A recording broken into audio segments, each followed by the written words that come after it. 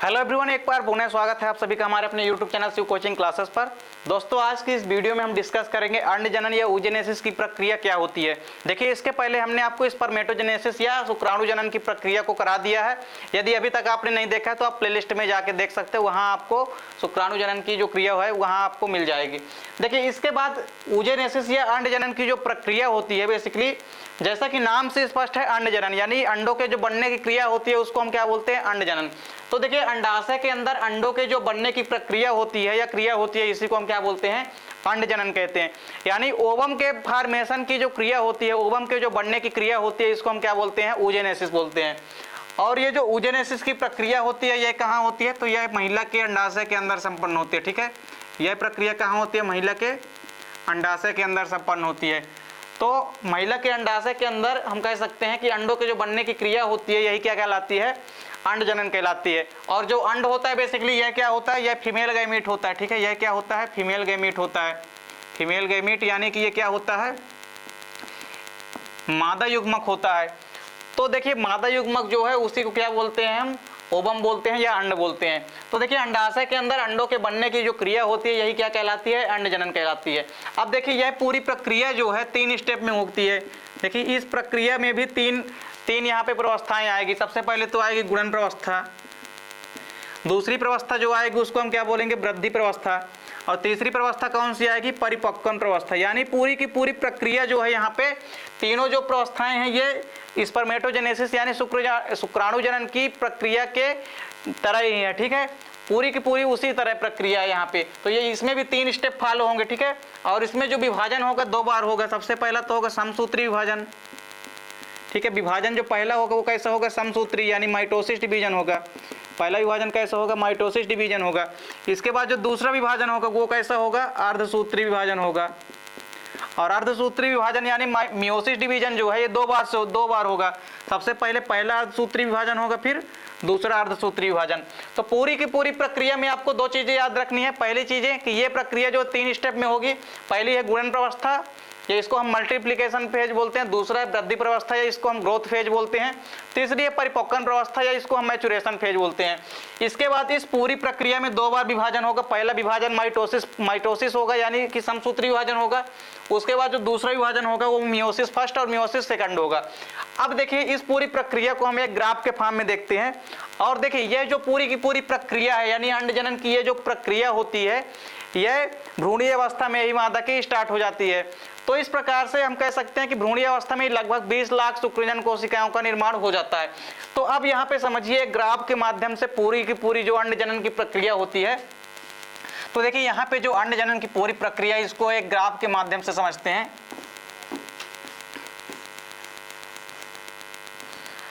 तो देखिए, सबसे पहले अंडाशय में क्या होता है, कोई भी आदिजनन कोशिकाएं होती है। ठीक है, देखिए, अंडाशय के अंदर कोई भी क्या होती है, प्राथमिक जर्म सेल होती है यानी प्राइमरी जर्म, इसके अंदर प्राइमरी जर्म सेल। तो देखिए, वृषण के अंदर वहां पे क्या होता था, वृषण के अंदर भी आदिजनन कोशिकाएं थी।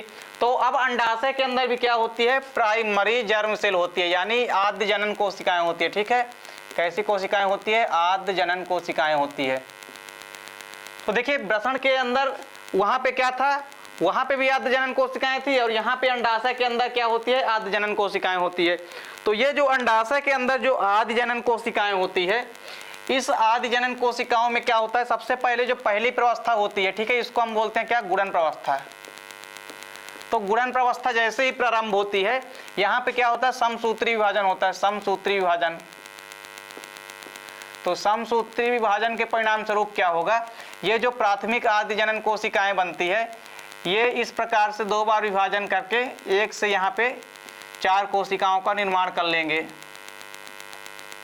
तो अब देखिए, ये जो 1 से 4 कोशिकाएं बनी हैं, इन चारों कोशिकाएं जो है ये भी कैसी होती है, ये भी डिप्लॉइड होती हैं। देखिए, यहाँ पे जो गुणसूत्र हैं कैसे हैं, डिप्लॉइड हैं। तो इन सब में भी समसूत्री विभाजन के परिणाम स्वरूप डिप्लॉइड यानी द्विगुणित कोशिका ही बनेगी। अब इस द्विगुणित कोशिका में ये जो चारों कोशिकाएं बनी है प्राथमिक जर्म सेल या आदिजनन कोशिकाओं में, समसूत्री विभाजन के पश्चात ये जो कोशिकाएं बनी है, इन कोशिकाओं को हम क्या बोलते हैं, इनको हम बोलते हैं उगोनिया बोलते हैं। ठीक है, इनको हम क्या बोलते हैं, इनको बोलते हैं उगोनिया, या इसको हम बोलते हैं अंड जनन कोशिका। ठीक है, इसको क्या बोलते हैं हम? अंड जनन कोशिका भी बोलते हैं हिंदी में, अंड जनन कोशिका। तो देखिए यहाँ पे 4 उगोनिया सेल बन गई है, यानी अंड जनन कोशिका जो है यहाँ पे बन चुकी है। अब इसके बाद देखिए दूसरा स्टेप जब आता है तो यहाँ पे क्या होता है? ग्रोथ फेज यानी वृद्धि प्रवस्था होती है। ठीक है, यहाँ पे अब कौन सी अवस्था आती है? सबसे पहले तो गुणन प्रवस्था हो गया, ये पहली प्रवस्था होती है। इसके बाद दूसरी प्रवस्था यहाँ पे कौन सी आती है? Growth phase. ठीक है, ग्रोथ फेज यानी वृद्धि प्रवस्था, ग्रोथ फेज यानी वृद्धि प्रवस्था आती है। तो इस वृद्धि प्रवस्था के परिणाम स्वरूप जो उगोनिया सेल होती है ये आकार में वृद्धि करके बड़ी आकार में बन जाती है। ठीक है, और इसमें भी गुणसूत्रता का स्तर कैसा रहता है? 2n रहता है, यानी डिप्लॉइड रहता है, द्विगुणित रहता है। अब इस उगोनिया सेल से यहाँ पे ये जो कोशिका बनी है इसको हम क्या बोलेंगे? इसको हम प्राथमिक अंडक बोलेंगे। ठीक है, इसको हम क्या बोलेंगे? इसको हम प्राथमिक अंडक बोलेंगे। ठीक है, इसको हम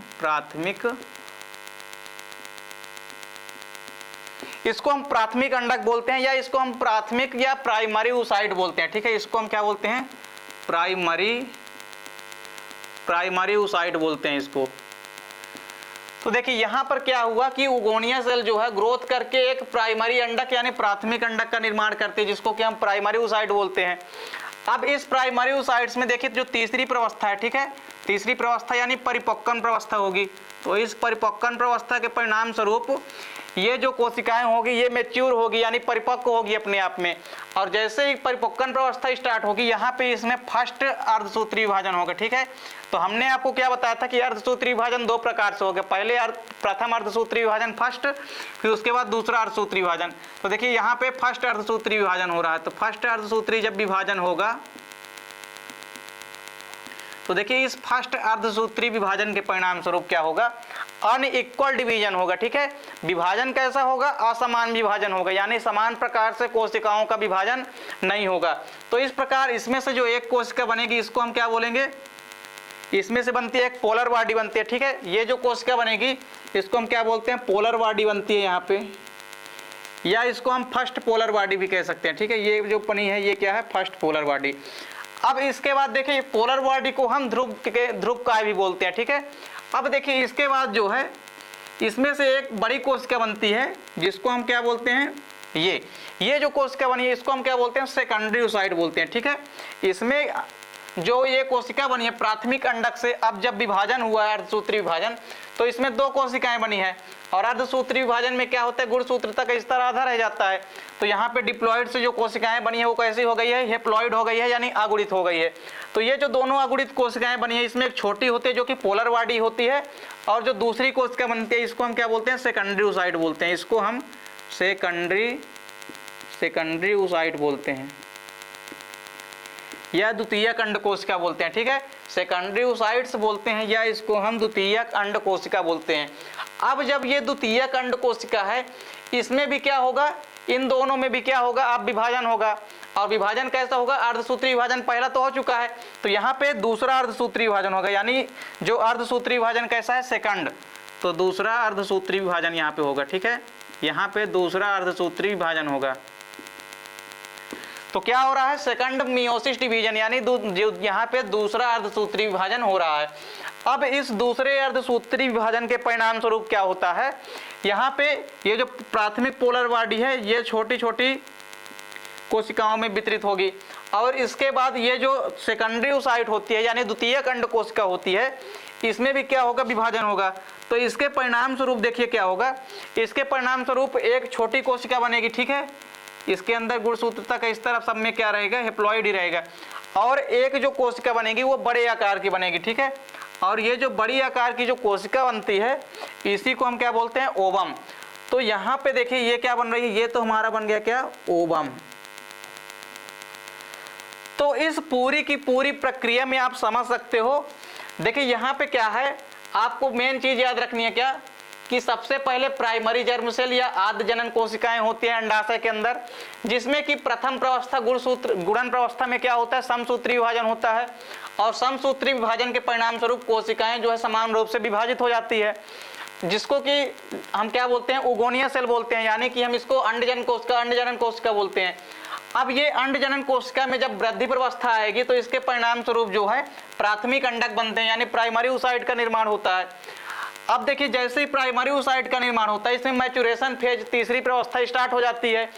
अब इसके बाद देखिए जैसे ही परिपक्वन प्रवस्था स्टार्ट होती है, इसमें प्रथम अर्धसूत्री विभाजन होता है, जिसके परिणाम स्वरूप ये जो प्राथमिक अंडजन कोशिका बनी है इसमें विभाजन होगा, और जो समसूत्री अर्धसूत्री विभाजन फर्स्ट होगा, ये कैसा होगा, अनइक्वल डिवीजन होगा, यानी असमान प्रकार का विभाजन होगा।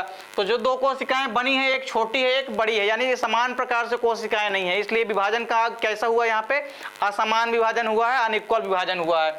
तो देखिए पहली जो कोशिका बनेगी इसको फर्स्ट पोलर बॉडी बोलते हैं। इसके बाद देखिए यहाँ पे दूसरी जो कोशिका बनी है ये सेकेंडरी oocytes कहलाती है, यानी द्वितीय अंड कोशिका कहलाएगी। अब इसमें जब दूसरा अर्धसूत्री विभाजन होगा तो पुनः ये जो दोनों कोशिकाएं बनी है ये पुनः जो है विभाजित होकर के दो नई कोशिकाएं बनाएगी। तो ये वाली जो द्वितीय अंड कोशिका ये विभाजित होकर के एक यहाँ पे देखिए पोलर बॉडी बनाते हैं, जिसको हम क्या बोलते हैं, सेकेंडरी पोलर बॉडी, यानी हम सेकंड पोलर बॉडी है। ये कैसी पोलर बॉडी है, सेकंड पोलर बॉडी। और ये जो एक बड़ी सेल बनी है ये क्या होती है, ये ओवम बनी है, ठीक है, ओवम या अंड कोशिका बनती है। और इसके बाद देखिए ये जो दोनों सेल बने हैं इनको हम बोलते हैं अतिरिक्त पोलर बॉडी, ठीक है, इनको हम अतिरिक्त पोलर बॉडी बोलते हैं, इनको हम अतिरिक्त पोलर बॉडी बोलते हैं। तो यहाँ पे आप समझ सकते हो कि ये जो पूरी की पूरी प्रक्रिया है अंडजनन की प्रक्रिया या oogenesis की प्रक्रिया, तो इसमें क्या होता है, सबसे पहले जो अंडाशय के अंदर जो आद्य जनन कोशिकाएं होती है या प्रीमोर्डियल जर्म सेल होती है, इनमें क्या होता है, गुणन प्रवस्था होती है, और गुणन प्रवस्था जो है पहली प्रवस्था है। और जैसे ही गुणन प्रवस्था या मल्टीप्लिकेशन फेज स्टार्ट होती है, यहाँ पे समसूत्री विभाजन होता है, यानी माइटोसिस डिवीजन होता है। तो समसूत्री विभाजन जैसे ही होगा कि यहाँ पे एक कोशिका से विभाजित होकर के चार कोशिकाएं बन जाएगी, और ये जो चारों कोशिकाएं बनी है इन कोशिका को हम बोलते हैं उगोनिया सेल, यानी कि अंडजनन कोशिकाएं बोलते हैं इसको। अब ये जो अंडजनन कोशिकाएं होती है यहाँ पे दूसरी प्रवस्था स्टार्ट हो जाती है, जिसको हम बोलते हैं ग्रोथ फेज या वृद्धि प्रवस्था। तो ग्रोथ फेज के परिणाम स्वरूप क्या होगा कि ये जो प्राथमिक उगोनिया सेल बनी है इसमें क्या होगी, ग्रोथ होगी, यानी वृद्धि होगी। और वृद्धि करने के बाद यहाँ पे आप देख सकते हो जो नई कोशिका बनी है इसको हम बोलते हैं प्राथमिक अंड कोशिका बोलते हैं, या इसको हम इंग्लिश में प्राइमरी oocytes बोलते हैं। तो देखिए जो प्राइमरी oocytes बनते हैं ये भी कैसे हैं, ये भी डिप्लॉयड या द्विगुणित होते हैं। अब ये जो प्राथमिक अंडक होते हैं या प्राइमरी oocytes होते हैं इनमें पुनः विभाजन होगा, और यहाँ पे तीसरी प्रवस्था जो है वो स्टार्ट हो जाएगी, जिसको क्या बोलते हैं हम परिपक्वन या मैच्यूरेशन फेज बोलते हैं। तो ये जो मैच्यूरेशन फेज जैसे ही स्टार्ट होगी इनमें अर्धसूत्री विभाजन फर्स्ट होगा, और अर्धसूत्री विभाजन हमने आपको क्या बताया कि दो बार अर्धसूत्री विभाजन होगा, अर्धसूत्री विभाजन फर्स्ट और अर्धसूत्री विभाजन सेकंड। तो देखिए यहाँ पे जो फर्स्ट मायोसिस डिवीजन हो रहा है, तो फर्स्ट मायोसिस डिवीजन के परिणाम स्वरूप जो दो कोशिकाएं बनती है, और यहाँ पे आपको एक चीज याद रखनी है कि यहाँ पे विभाजन कैसा होता है, अनइक्वल होता है, यानी असमान प्रकार से विभाजन होता है। जो कोशिकाएं विभाजित होगी इसमें एक कोशिका बड़े आकार की होती है और एक कोशिका जो है छोटे आकार की होती है। तो ये जो छोटे आकार की कोशिका बनी है या सेल बनी है इसको हम क्या बोलते हैं, फर्स्ट पोलर बॉडी बोलते हैं, और जो बड़े आकार की कोशिका बनती है इसको हम बोलते हैं द्वितीय अंड कोशिका, यानी प्राथमिक अंड कोशिका से एक कोशिका जो बनी है वो क्या है, सेकेंडरी oocyte है, यानी द्वितीय अंड कोशिका। और जैसे ही द्वितीय अंड कोशिका बन जाती है इनमें पुनः अर्धसूत्री विभाजन सेकंड होता है, यानी दूसरा अर्धसूत्री विभाजन होता है। तो जैसे ही दूसरा अर्धसूत्री विभाजन होता है इनमें पुनः विभाजन होता है, और ये जो दोनों कोशिकाएं बनी हैं, ये जो दो कोशिकाएं बनी हैं ये पुनः विभाजित होकर के दो नई सेल बना लेगी। तो देखिए ये जो द्वितीय अंड कोशिका बनी है, ये द्वितीय अंड कोशिका जो है आगे चल के जब इनमें विभाजन होगा तो एक छोटी कोशिका बनेगी जिसको हम बोलते हैं सेकंड पोलर बॉडी, यानी द्वितीय ध्रुव का है, और इसके बाद एक बड़ी कोशिका बनती है जिसको हम क्या बोलते हैं, ओवम या अंड बोलते हैं। और ये जो कोशिका है जो अनइक्वल विभाजन हुआ था फर्स्ट पोलर बॉडी से, यहाँ पे दो छोटी छोटी कोशिकाएं बनती है जिसको हम क्या बोलते हैं, अतिरिक्त पोलर बॉडी या एक्स्ट्रा पोलर बॉडी। तो इसके बाद देखिए यहाँ पे हम समझ सकते हैं कि जो अंडजनन की कोशिकाएं होती है तो हम ये समझ सकते हैं कि एक बार के विभाजन में या एक प्रकार के पूरी अंडजनन की प्रक्रिया में एक प्राथमिक आद्य जनन कोशिका से लास्ट में जाकर के हमको एक ओवम की प्राप्ति होती है। तो इस प्रकार से यदि क्वेश्चन आपको ऑब्जेक्टिव में भी इस तरह के पूछा जाता है कि एक प्राथमिक आद्य जनन कोशिकाओं से कितने ओवम का निर्माण होता है, तो आपको मालूम होना चाहिए कि एक प्राथमिक जर्म सेल से केवल लास्ट में एक ही ओवम का या एक ही अंड का निर्माण होता है। तो उम्मीद करता हूं दोस्तों वीडियो पसंद आई होगी, आप इसका स्क्रीनशॉट ले लीजिए। मिलते हैं दोस्तों नेक्स्ट वीडियो में, तब तक के लिए जय हिंद, वंदे मातरम।